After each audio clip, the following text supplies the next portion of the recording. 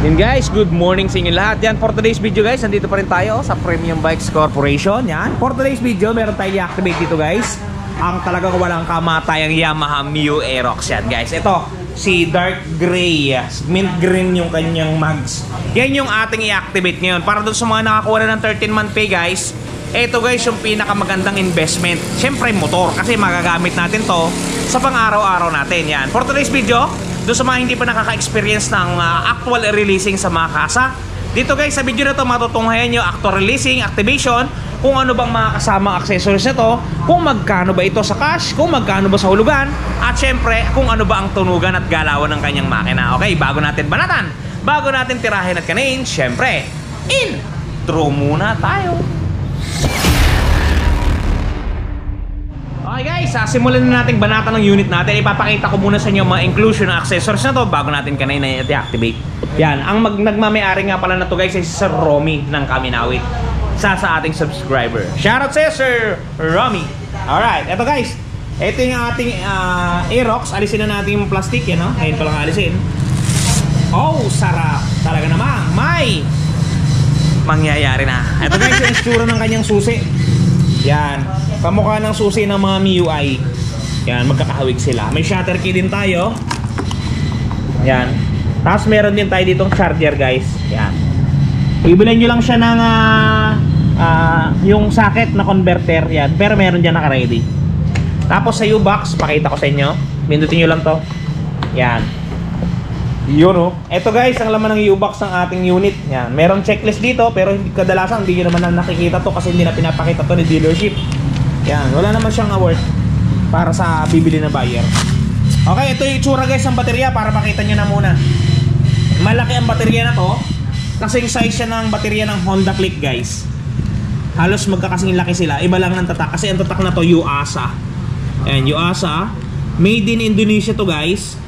Yan, ang size na to 5.3 AA, 20 HR, 90 CCA, 12 volts, 5 AH, 10 Rs. Yan. Yan guys yung size niya. Sinlaki ng baterya ng Honda Click. Alright. Basta tayo sa battery. Dito naman tayo sa kanyang iba pang aksesorya. Ito guys. Yan. Mapapansin ninyo, ito ay kasama dito guys. Panakip sa baterya. Yan. Panakip sa battery. Walang masyadong kung ano man sa ilalim. All in all, panakip lang talaga siya. Sumunod, meron tayong kasamang isang bugkos dito ng mga tornilyo. Yan guys, oh. Itong mga tornilyo na to at saka yung mga rubber na stopper na yan, gagamitin natin dito yan mamaya sa paglalagay ng kanyang visor. Sumunod, eto, speaking of visor, yan to guys yung visor. Nakasealed pa siya para iwas gas-gas. Yan. Yan. Dito yan guys, ini-install sa harapan. Yan, dagdag pogi. Yan, mamaya na natin ilalagay. Papakita ko muna sa inyo. Sumunod, meron tayong warranty guidebook. Yan, dalawa yung libro na yun guys. Isang manual at isang warranty guidebook. Sumunod, side mirror. Ang side mirror ng ating Aerox guys, kamukha lang din ng mga Yamaha. Yan, ito para siyang dahon. Ito guys. Meron siyang naka-inboard dyan na Yamaha. Pansin nyo ba? Yan, Yamaha. Tapos para siyang dahon. Tapos ano, yan, maganda siya. Magandang reflection niya. Yan. Dalawa yan syempre. All in all, yun lang guys yung ating kasamang accessories sa unit. At talaga namang wala na. Ito nga pala, hindi nalimutan ko sabihin sa inyo yung kanyang tools. Ito lang guys. Isang positive screw lang, vice versa. Hindi. Isa lang talaga. Positive screw lang. Wala nang iba. Yun lang ang tools niya. Wala nang iba guys. Huwag nyo nang paghadapan. Okay guys, activate natin ang unit para makita natin ang galawan. Alright. Yun guys, syempre napanood na ninyo yung kalahati ng ating video. Pasadahan muna natin ang presyo para dun sa mga nag-aabang ng presyo. Ito guys, ang presyo ng ating Yamaha Mio Aerox. Yan. 2024 model to guys ha. Ito ang suggested retail price natin. 123,000. Screenshot nyo guys. Suggested retail price to, 123,000 pesos. Okay. Ang minimum down payment natin, saktong-sakto dun sa inyo mga 13-month pay, may matitira at may isusukli pa sa inyo. Ang down payment ay 10% lamang. Ayan, no? 12,300 pesos maaari mo nang sakyan ng ating unit. Pero yung 12 rin yan guys, may dagdag pa yan ha. Para sa kalaman ng lahat, may dagdag pa yan na 1,200 para sa 3 years registration. Alright. Bali, kayo na mag-compute. 12,3 plus 1,2. Alright. Pagka nag-down kayo ng ganitong amount guys, Ang magiging monthly niyo sa looban ng 2 taon, ito, 7,143. Tama ba? Yan, 7,143. At pagka 3 taon, 5,581 pesos. Ito guys, screenshot nyo na. Yan ang presyo ng ating Yamaha Mio Aerox. Pero magkaiba yun guys, mas mura ito kumpara dito guys, oh. Parehas silang non-ABS, parehas silang disuse, pero mas mahal itong kulay blue kumpara dito. Yan, mapapansin nyo guys ha. Kung titingnan niyo yung kanilang mga itsura, isin ko lang yung camera. Kung titingnan niyo yung mga itsura, parang mas maganda to guys, di ba? Kung mapapansin niyo. Pero mas mura siya ng 1,000 pesos kasi ang kanyang SRP is 123. Unlike dito sa ating isa is 124. May magtatanong dyan, bakit ganun sir? Bakit ganyan sir ang presyo? Ba't mas mura yung isa? Kasi guys, ito, hindi siya Y-Connect. Yan, plain lang siya, hindi siya Y-Connect. Bagkos, itong kabila naman natin guys, ayan, nakikita nyo ba? Mayroon siyang Y-Connect. Yan, yan lang yung pinagkaiba nila. Pero kung sa madaling salita guys, mas maganda syempre itong non-Y-Connect. Yan, kasi minsan nagkakaroon ng issue si Y-Connect, pero rare naman, madalang naman. Pero talagang, ito guys, talagang mapaka-manual niya. Kaya mas mura siya ng 1,000 pesos. Yan na. Nag-guess yun na. Alright guys. Banatan natin guys. Sa pag-activate, magpapatulong tayo kay Job and Piesa, ang ating legitimate na mekaniko. Alright. Okay guys. Una nating ilalagay syempre, baterya daw. Yan ang kanyang porsonadang unang ilagay. You know, berdeng-berde guys. Kulay dahon. Dahon ng Pilipinas. Yan. Ito guys. Dito nakapwesto yung ating baterya.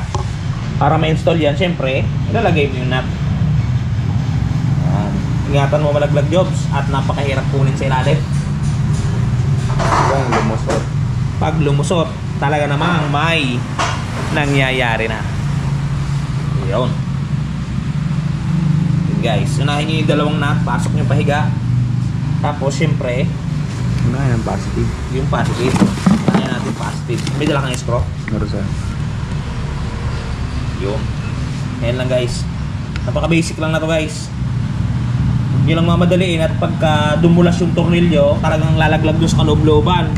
Malalim yan oh. Napakahirap kunin guys. Yan ang sabi ko sa inyo. Sige. Yan. Assistant mo ko ngayon, Jobin eh. Yan. Hindi nagapasok. Hindi, okay na. Mahigpit na. Higpitan mo na lang. Yan na oh. Oh. Ikaw pala eh. Oh, sabi mo hindi. Pasok yan. Yan. Tapos, negative. Yan. Yun. Yan. Yan. Higpitan nyo guys, parang hindi lumuwag yung kanyang terminal. Okay na to. Kasi ito na jobs, takpan mo na agad. Pero try muna natin kung gumagana siya. Susi natin. Yan guys ha. O, hugutin ko muna ha. Alright. Yun. Sabihin guys, gana yung unit natin. Talaga naman, buhay na buhay ito guys. Alright, takpan mo na jobs.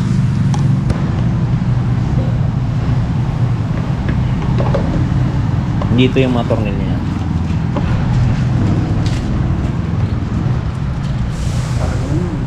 Ito guys, dito. Pantakip to dito. Yan o, sa may kanyang yan. Pantakipin yan. Hindi ko alam kung bakit tatakpan pa. Hindi naman masyadong halata. Akin na yung mga rubber jobs. 4. Sige. Takpan mo na muna yan. Yan guys, tatakpan. May dalawang nut yan dyan para hindi maka-access yung ibang tao dun sa ating baterya. Para naka-safe siya dun. Okay guys, ito yung sinasabi ko sa inyo kanina, yung 4 na rubber. Dito natin ilalagay yan. Parang magiging nut kasi to stopper ng ating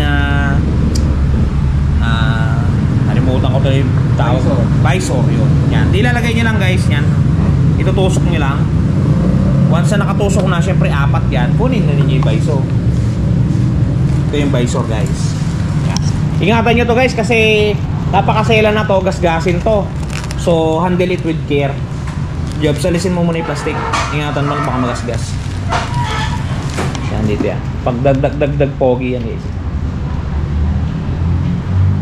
Binubulat-lat lang yung body. So guys meron tayong handbrake. Yan o. Pagka parking ka dun sa pababa o palusong, yan, gagamitin niya para hindi siya umusad.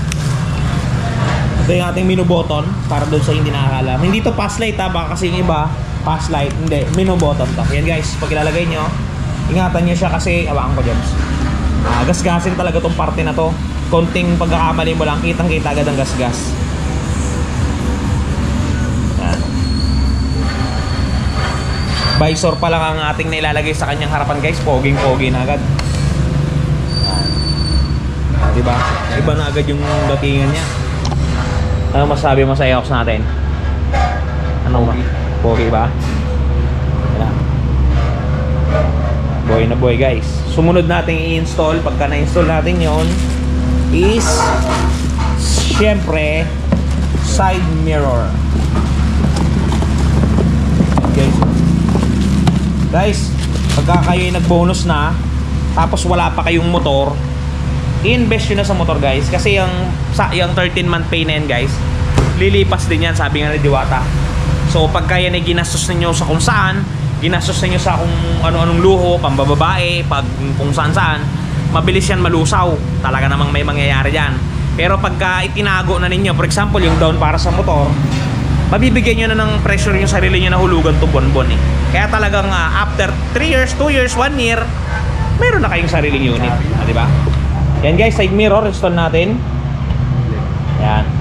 Hindi, tama yan sa'yo yan. So guys, tag-isa kami ni Joven para mabilis tayo dito. Mahirap, pero sige, try natin. Yan. Oh, naunahan pa natin yung dalawang kamay guys. Nakalagay na yun sa atin. Isang kamayan lang yan. Talagang si Rod TV, magaling mga mayan guys eh. Kung sa kamayan lang din ay talaga namang may mangyayari na. Ikaw na lang magigipit jobs. Yan guys oh. So after na to, pag naikabit natin tong side mirror, syempre lalagyan na natin siya ng gasolina. Tapos guys, ito nga pala tip ko sa inyo ha. Pagka kayo kukuha ng unit, kung for example kukuha kayo ng motor, pre-delivery inspection nyo yan. For example, bibigyan kayo ng pagkakataon na check-in yan.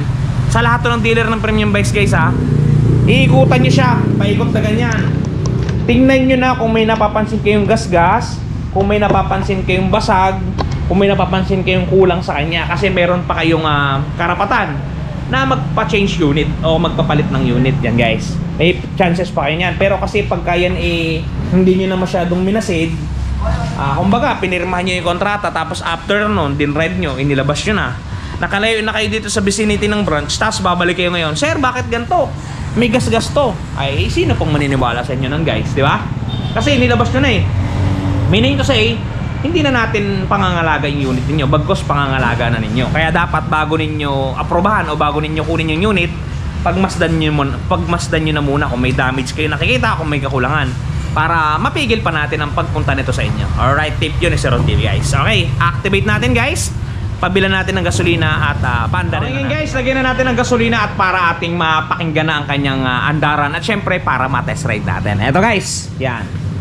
Lalagyan natin ng gasolina. Kulay pula to guys kasi gaya ng paulit-ulit kong sinasabi, nasa probinsya tayo kung saan napakalayo ng kulay green na gasolina. Kaya yung pula, pwede na yan para buhay na buhay, gigil na gigil at galit na galit.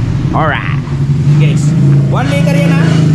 Para sa kalaman ng lahat ng manunood, 1 liter ang ating gasolina. Okay guys, takpan natin ngayon. Pag 6 daw sabi ng ating mekaniko, full tank. Alright guys, start natin. Alright, try muna natin busina. Wow, buhay na buhay. Okay guys, start natin. Oops, 1-0.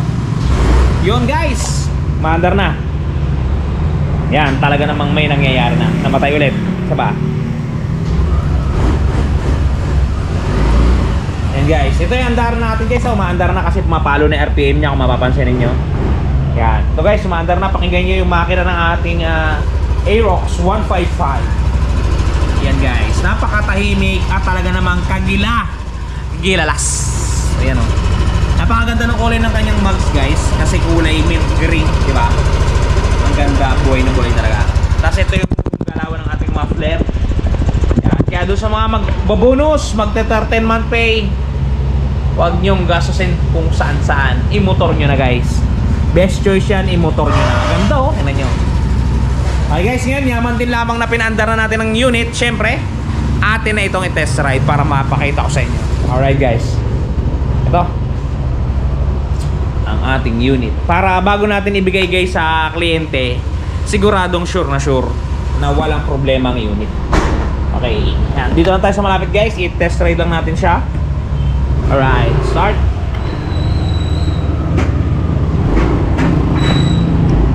Guys, napaka-quality.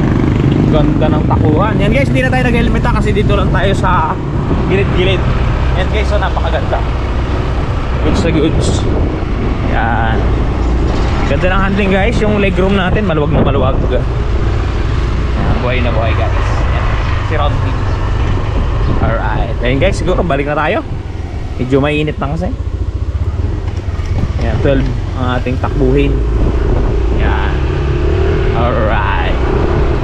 Buhay na buhay. Gigil to guys. Yan, medyo traffic. Guys, sa mga gusto kumuha ng unit, yan, kuha na kayo guys. Talaga namang napakamuro. Ganda. Oh, sulit na sulit. Yan, medyo traffic guys. Hinto tayo. Yan o, medyo hindi makaliko ang ating van sa harap. Yan ang branch natin guys. Napakalapit lang. Alright guys, balik na tayo. At papunta na ang ating customer na si Sir Romy Leverato. Alright. Goods to goods. You know, andito na ulit tayo guys. Yun nga pala guys, yan. For example, nakakuha na kayo ng Aerox. Yan, kung rin nakuha na ninyong Aerox. Siyempre mainit sa mata yan. Siyempre hindi natin mababawasan talaga ng mga inggit guys. For example, nagkaroon ng gasgas.